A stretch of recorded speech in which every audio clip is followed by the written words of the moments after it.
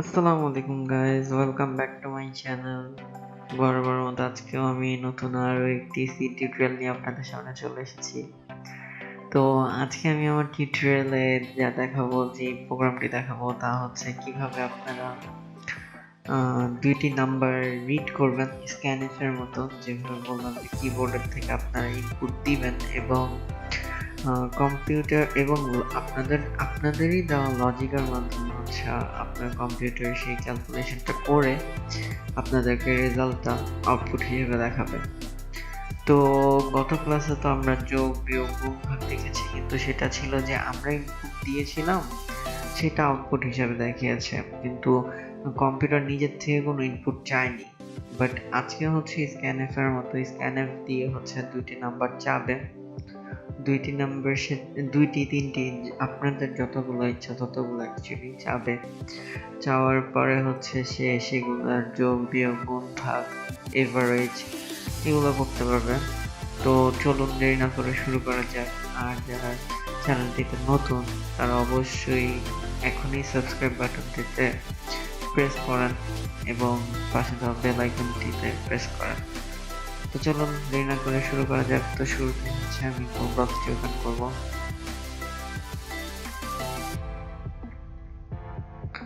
Code বক্সটি open করে create a new project থেকে হচ্ছে আমরা যাব কনসোল অ্যাপ্লিকেশন থেকে সি থেকে next.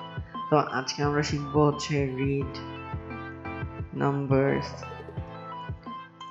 And find the calculation. যেহেতু হচ্ছে আমরা আজকে অনেকগুলো ক্যালকুলেশন শিখবো, কিভাবে যোগ বিয়োগ গুণ ভাগ। অ্যাকচুয়ালি আপনারা যদি একটা পারেন তাহলে হচ্ছে বাকিগুলো আপনারা জাস্ট লজিক চেঞ্জ করলেই হয়ে যাবে। তো আমি সবগুলোই হচ্ছে মানে একবার করে দেখিয়ে দিব। তো হয়তো দিলাম, তারপর নেক্সট দিয়ে ফিনিশ থেকে এখন হচ্ছে সোর্সেস থেকে আমি মেইন সি ফাইলটি ওপেন করলাম। ওপেন করে এখন হচ্ছে এই পুরোটা এখন দাও, যেহেতু এটা পুরোটা সিলেক্ট করে ডিলিট করে দিলাম। ডিলিট করে একটু বড় করে নিই। এখন হচ্ছে শুরুতে লিখি include stdio.h,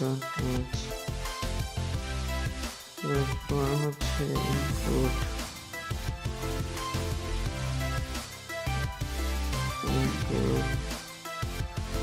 stdio.h, তারপর হচ্ছে মেইন ফাংশন নিব, মেইন ফাংশন ডিক্লেয়ার করলাম, তারপর ব্র্যাকেট দিলাম। এখন হচ্ছে আমরা দুইটা সংখ্যার যোগফল আগে দেখি, যোগফল বিয়োগফল, তারপরে গুণফল ভাগফল গুলো দেখবো। তো integer a b comma c আগের মতোই দিলাম। তারপর হচ্ছে নিচে প্রিন্টএফ, যেহেতু হচ্ছে ইনপুট চাবে তো প্রিন্টএফ দিয়ে এখন হচ্ছে লিখি যে প্লিজ এন্টার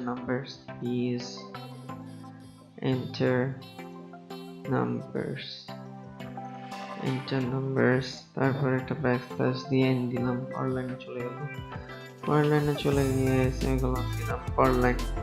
তো এখন হচ্ছে স্ক্যানএফ করতে হবে, যেহেতু হচ্ছে আমার এখন ইনপুটটা চাইতে হবে কম্পিউটারে। তো সেই কমান্ডটা লেখার জন্য স্ক্যানএফ ইউজ করে এখানে লিখলাম হচ্ছে %d, যেহেতু হচ্ছে আপনাদের মান দেখাবে ইন্টিজার মান, তো %d, আর ফ্লোটিং মান দেখালে হচ্ছে %f। তো এটা পরে দেখাবো। তো এখন আমরা ইন্টিজার মানই লিখি %d। তো %d এর পরে আমরা কি শিখেছি যে অ্যাম্পারস্যান্ড দিতে হয়। তো অ্যাম্পারস্যান্ড a, যেহেতু হচ্ছে এটি এর মান হচ্ছে শো করবে, তো এরপর হচ্ছে সেমিকোলন দিলাম, সেমিকোলন দিয়ে আবার আরেকটি স্ক্যানএফ দিয়ে বি রিড করতে হবে। তো বি এর জন্য আবার %d দেওয়ার পরে হচ্ছে এখানে হচ্ছে কমা দিইনি, কমা তারপর হচ্ছে ampersand b ampersand b দেওয়ার পরে হচ্ছে আমরা নিচে যাব, নিচে যাওয়ার পরে হচ্ছে সাম, যেহেতু যোগ করব তো সাম ইজ ইকুয়াল টু, ও সরি এখানে তো সাম হবে না, এখানে কি হবে, এখানে হবে সি ইজ ইকুয়াল টু, যেহেতু আমার তৃতীয় ভ্যারিয়েবলটা কি সি, রাইট। আর এখানে যদি আমি সাম লিখি তাহলে হচ্ছে আমার এখানেও সাম লিখতে হবে। তো আজকে চলুন সাম লিখি করি। তো এটা চেঞ্জ করে আমি সাম লিখলাম, সাম লেখার পরে এখানেও সাম দিয়ে দিলাম, যেহেতু আমি ভেরিয়েবল যে কোনো ভেরিয়েবল নিতে পারি। তো সাম লিখে আমি হচ্ছে এই যোগ এ যোগ বি দিলাম, এই যোগ বি দিয়ে তারপর হচ্ছে প্রিন্টার দিলাম। আবার আপনারা চাইলে মানে এখানে হচ্ছে আপনারা যতগুলো কাজ করবেন ততগুলো হচ্ছে ভেরিয়েবল আপনাদেরকে দিতে হবে। তো আমি একবারে আজকে আপনাদেরকে সব তিনটেই দেখাই, যে এটা হচ্ছে সাম করবে, সামেশন, তারপরে সাবট্রাকশন, তারপরে হচ্ছে মাল্টিপ্লিকেশন, তারপর না মাল্টি লিখি আমরা মাল্টি, তারপরে হচ্ছে ডিভিশন, তো এই পাঁচটা লিখলাম। তো এখন হচ্ছে আমরা সাম লিখলাম, সাম লেখার পর এখন সাবট্রাকশন, সাবট্রাকশনের ক্ষেত্রে কি হয় a মাইনাস b, তো a মাইনাস b, তারপর মাল্টিপ্লিকেশনের ক্ষেত্রে কি হয় মাল্টির ক্ষেত্রে হচ্ছে গুণ হয়, তো a ইন্টু b।